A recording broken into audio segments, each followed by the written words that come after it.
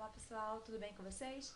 Eu sou a Beatriz da Master Inteligência e eu tô aqui para mostrar para vocês algumas orientações ao fazer o curso da nossa plataforma, tá? Vamos aqui, a gente pede para você assistir o vídeo de instrução da plataforma, que eu mesma fiz, está no módulo chamado Manual do Aluno, tá? Para poder qualquer dúvida, vocês tiram diretamente com o vídeo, porque ele está bem instrutivo. Durante essa apresentação existem endereços de outros vídeos. Todas as apresentações que a gente faz, a gente coloca alguns links, disso que são vídeos instrutivos que podem ajudar vocês na lida do PDF, tá? E é necessário então vocês lerem todo o PDF para poder verem esses links, tá ok? Pedimos que vejam com atenção e acessem todos os vídeos. A cada vez que sair do seu curso, a gente orienta você clicar no Logoff que está na plataforma.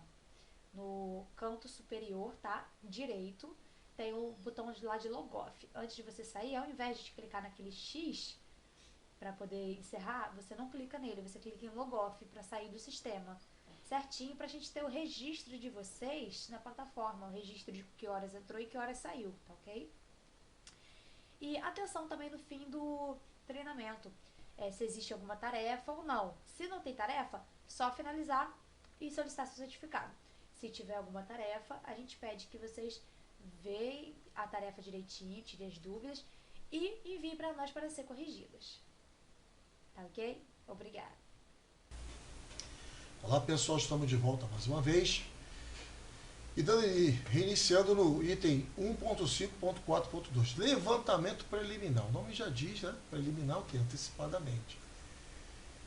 O levantamento preliminar de perigos deve ser realizado em que situação? Quando? Antes do início do funcionamento do estabelecimento ou novas instalações. Então, ali você vai levantar preliminarmente o que vai se fazer, o que vai manipular, quais os produtos, os insumos que vão utilizar, qual o processo de trabalho. Então, levantar todas as informações. Então, antes do início do funcionamento do estabelecimento. Então, essa é a ideia principal. É o que tem que ser perseguido. Para as atividades já existentes. Então, já existe. Então, você sabe que o PGR vai começar a ser exigido em 2022, no início de janeiro. Então, ali já começa, né, as empresas que já existem, você vai ter que adequar para esse novo documento. Fazer uma análise preliminar em cima de tudo isso aí, de tudo que existe. Nas mudanças e introdução de novos processos ou atividades de trabalho. Então, quer dizer, é o levantamento preliminar. Quando na fase de levantamento preliminar de perigos, o risco não pode ser evitado. A organização deve implementar o processo de identificação de perigo, análise e avaliação de riscos ocupacionais, conforme disposto nos subitens que vamos ver à frente. Contudo, vale comentar o seguinte: na planilha que eu ofereço a vocês, você vai conseguir perceber o levantamento preliminar e o levantamento colocando as medidas de controle para que o risco ocupacional chegue ao nível aceitável. Então, na planilha você vai ter uma percepção bem legal sobre isso. Mas é bem verdade que, quando na fase de levantamento preliminar de perigos, o risco não puder ser evitado, a organização deve implementar o processo de identificação de perigos e avaliação de risco. Quer dizer, já está implícito aqui que precisa se colocar medida de controle para poder chegar ao risco ocupacional aceitável. Mas nós vamos ver na planilha como é que isso fica. Item 1.5.4.2.1.2. A critério da organização, a etapa de levantamento preliminar de perigos pode estar contemplada na etapa de identificação de perigos. Eu não vejo dificuldade nisso, de fazer de perigos, de fazer de identificação do perigos, não levantar a preliminar já junto da identificação dos perigos como um todo, quer dizer, para ganhar tempo, otimizar o tempo da melhor forma possível. Mas tem esse recurso aí e vai ter cenários que precisa se ter o levantamento preliminar e logo em seguida fazer a avaliação do risco.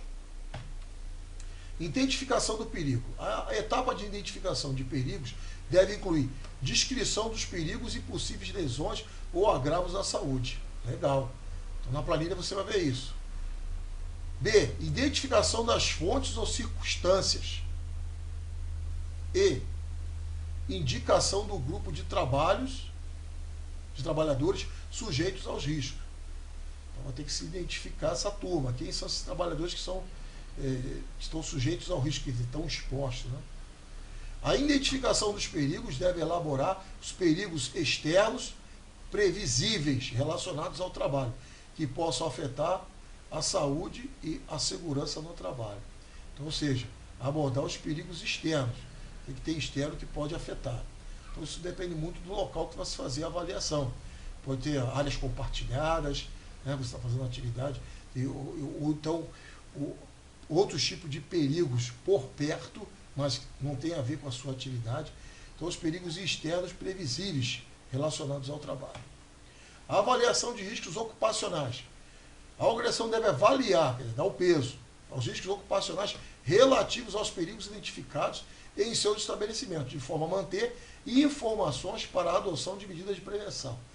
Mais uma vez eu falo que na planilha você vai compreender com bastante facilidade essas informações que constam na norma. Para cada risco deve ser indicado o nível de risco, correto, ocupacional, determinado pela combinação de severidade e das possíveis lesões e agravos à saúde do trabalhador com a probabilidade. Isso já comentei com vocês, a chance de ocorrer, que vai implicar em avaliar o tempo de exposição e identificar bem qual é a severidade que o agente pode produzir. Então a gente sabe que um ruído de 150 decibéis não é o mesmo que o de 80 decibéis, certo? Então você tem que trabalhar o quê? Ver a severidade que ele vai dar, se não consegue tentar reduzir a severidade, que é possível, né? Fazer, no caso de ruído, fazer enclausuramento, né? Em alguns lugares é possível, ou diminuir o tempo de exposição, ok? A organização deve selecionar as ferramentas, as técnicas de avaliação de risco que sejam adequadas ao risco e circunstâncias em avaliação. Bom, pessoal, isso aqui já é uma parte bem legal. Eu vou estar mostrando a vocês os recursos que tem na 31010. Então tem muita metodologia ali e a metodologia mais indicada para nós trabalharmos. Pelo menos o que a gente considera mais indicado. É bem verdade que tem cenários que você vai ter que usar outros tipos de ferramentas. Um exemplo, NR20. Ela já menciona lá uns 5 tipos de metodologia para avaliação de risco. É lógico que ela veio ser implementada, passou a valer muito antes agora da NR1, que vai começar agora em janeiro de 2022. Mas, em muitos casos, é necessário se ter mais de uma metodologia para ser mais assertivo possível. Essa metodologia que eu vou apresentar, eu considero ela muito boa, certo?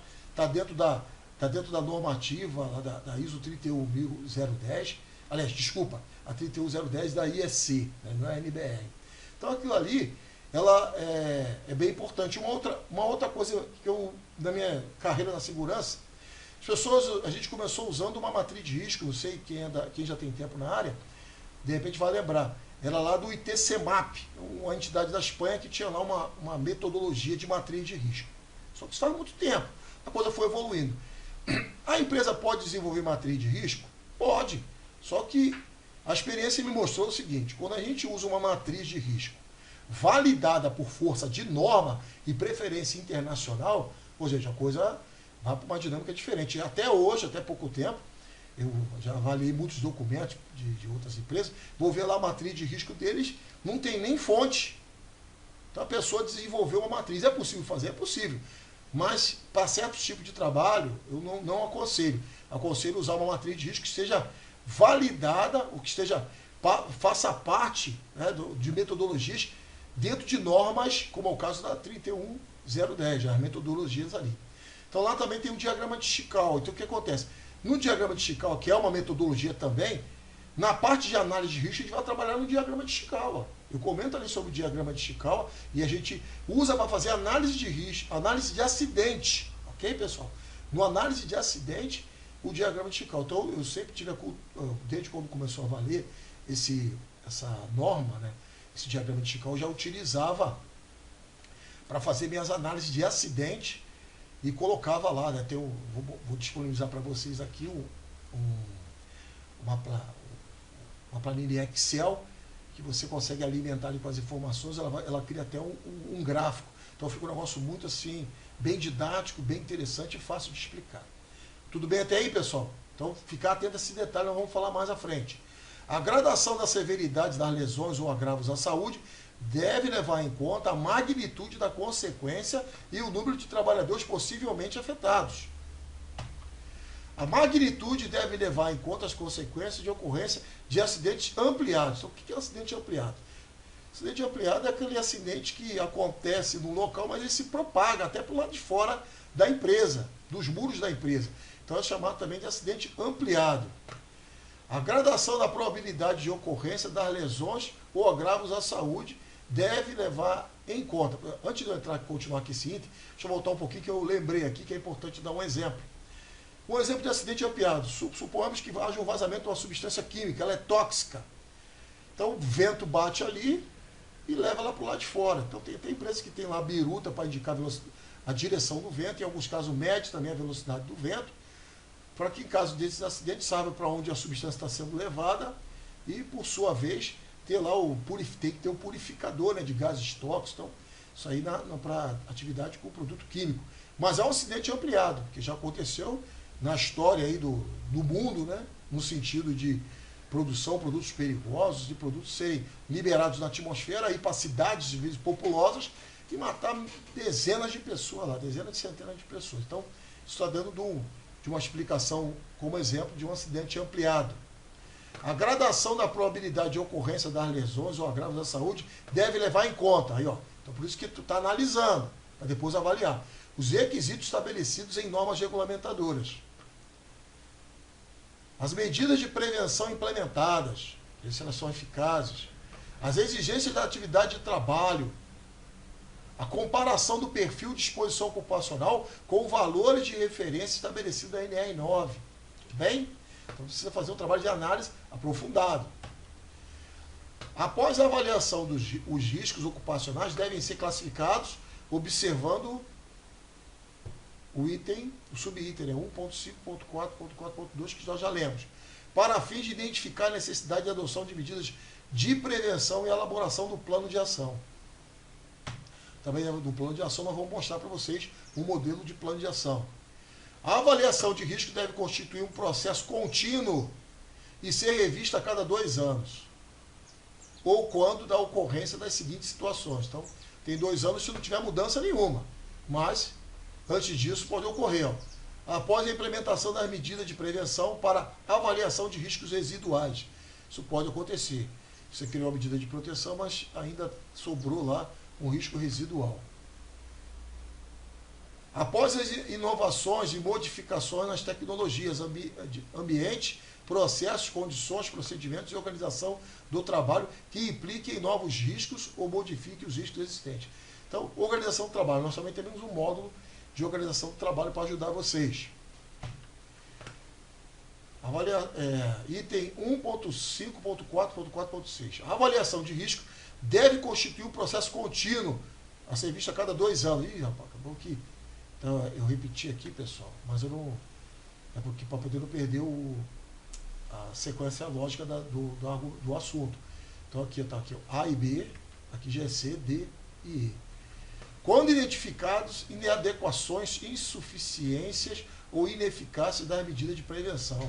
Então, é preciso se fazer revisar o produto, o seu PGR. Na ocorrência de acidentes ou doenças relacionadas ao trabalho. Quando houver a mudança dos requisitos legais aplicados, logicamente. Então, 5, né, A, B, C, D, E. 5 itens, 5 situações que podem levar a se fazer uma revisão do PGR.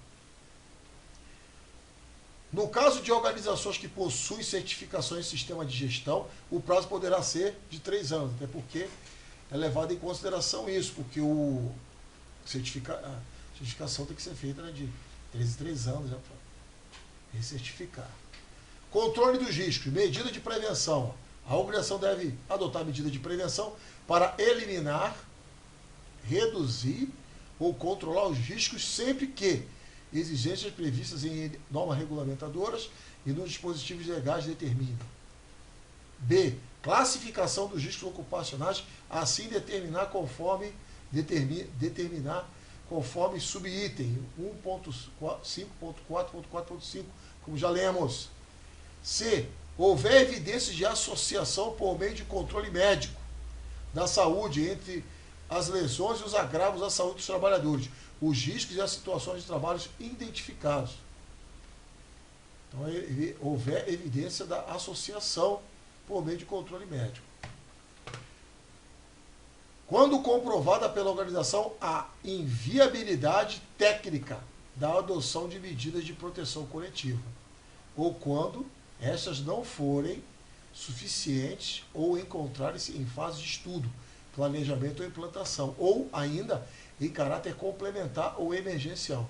Deverão ser adotadas outras medidas, obedecendo-se à seguinte hierarquia. Medidas de caráter administrativo ou de organização do trabalho. Então, envolve planejamento, caráter administrativo, procedimento de trabalho. Então, nós temos módulo de procedimento de trabalho, módulo de manuais também. Importante você estar participando disso para ter procedimentos. São medidas de caráter administrativo, análise de riscos, né? Levantamentos preliminares, tudo isso aí são de caráter administrativo ou de organização do trabalho. E também a utilização de equipamento de proteção individual, fazer a qualificação do equipamento de segurança do trabalho. Então nós temos aí o módulo de EPI, que realmente nos ensina a fazer uma seleção, a qualificação, o uso, né, a conservação e o descarte, e o descarte de EPIs. Então é necessário nós mantemos aí um módulo para cuidar dessa parte. A implementação de medidas de prevenção deverá ser acompanhada de informação aos trabalhadores quanto aos procedimentos a serem adotados e limitações nas medidas de prevenção. Então, isso aqui eu já comentei, dei exemplos de outros do módulo 1, falando até como se pode se fazer essa divulgação, né, para os trabalhadores. E também ter as informações dos trabalhadores. Modelo de determinação de risco. Então, aqui, ó, como pode acontecer? As fontes que contribuem, ou fatores. O que pode acontecer? O evento, incidente, exposições e a consequência frente a isso. Então, é um modelo para determinação dos riscos. Atividade de trabalho, risco ocupacional, local e a população de trabalhadores expostos. O evento, né, como está mostrando aqui, o evento e a fonte, né? De quê? Quer dizer, risco ocupacional de quê? Então já precisar saber o risco. Então vai ter que botar numa atividade você tem diversos tipos de situações de risco. Então vai ter que botar o risco de quê? Né? A consequência, qual a severidade e qual a probabilidade. Então a severidade envolve a nocividade que a substância, ou a energia, ou o produto, o efeito dele que pode fazer. E qual a probabilidade? As chances de acontecer, envolve a exposição desse trabalhador. Bom, pessoal, isso aqui foi uma equação que eu montei com o tempo de segurança, a gente foi aprendendo algumas coisas, eu coloquei também nessa apresentação. Ó. Então está aqui, ó, risco, combinação entre probabilidade de ocorrência de um determinado evento. Risco por indicador matemático pode ser aplicado tanto para algo negativo ou positivo, chances de evento acontecer. No próprio ISO 45001, ela fala de oportunidade, né? Quer dizer, algo positivo. Perigo. Perigo pode ser uma fonte ou uma situação. À luz da NR1 pode ser também fator de risco. Fator. O significado de fator é o que contribui para a mudança, para mudar o cenário. Salvaguarda. Então a norma fala também de garantias. Garantia é salvaguarda. E D tem a ver com a disciplina. Obediência a ordens, regulamento, regras, condutas que assegura o bem-estar dos indivíduos ou o bom funcionamento, inclusive perfil, tarefa, aptidão e outros. Então aqui, pessoal, eu montei essa equação dizendo que o risco a gente mexe. A gente quer, num contexto de risco tolerável, o risco ocupacional. Temos o que? O perigo, ou a fonte de risco, e F, significa fator. Sobre salvaguarda mais a disciplina. Então quer dizer, o risco pode ficar se movimentando o quê? se a salvaguarda não estiver completa. Então vai aumentar o risco. Mas se eu tiver também problemas de disciplina, de pessoas, conhecimento, imperícia, falta de atenção, negligência, imprudência, pessoas com problemas psicossociais, eu posso também mexer no meu risco. Isso também é um item muito importante. Então, algumas empresas desenvolveram nisso. Um dos formulários, tabelas que eu disponibilizei para vocês no módulo 1, eu explico ali, eu mostro ali de fazer também trabalho da parte de indicadores nossológicos, né? A pessoa colesterol alto, pressão alta. Então, eu tenho algumas informações ligadas à saúde, se tem obesidade ou não. Então, fatores pessoais e problemas psicossociais vão também são fatores que impactam na disciplina e mexem no risco. Tá certo? Aqui, ó, no perigo, vou dar um exemplo de um cenário na área elétrica. Uma subestação de alta tensão. Você implementa todas as salvaguardas necessárias, todas as salvaguardas definidas na empresa, tudo que tem para levar o risco ao nível aceitável. Legal. Só que aí chegou meio-dia, começou o trabalho de manhã, meio-dia começou a chover. É um fator que, no perigo, o fator de risco, que ele aumenta meu risco. Então, quer dizer, a chuva, ela vai comprometer o meu risco. Ela vai elevar meu risco e eu sou obrigado a paralisar minha atividade.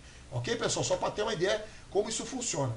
Então tá RNA, risco não aceitável, ou RNT, risco não tolerável, RA, risco aceitável, ou RT, risco tolerável. Então, cada empresa usa o termo que achar mais apropriado para si.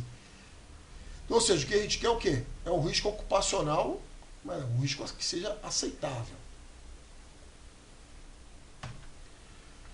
Dentro do mundo da segurança, nós temos uma hierarquia da prevenção. Começa com a engenharia. Então, a gente sempre orienta o quê?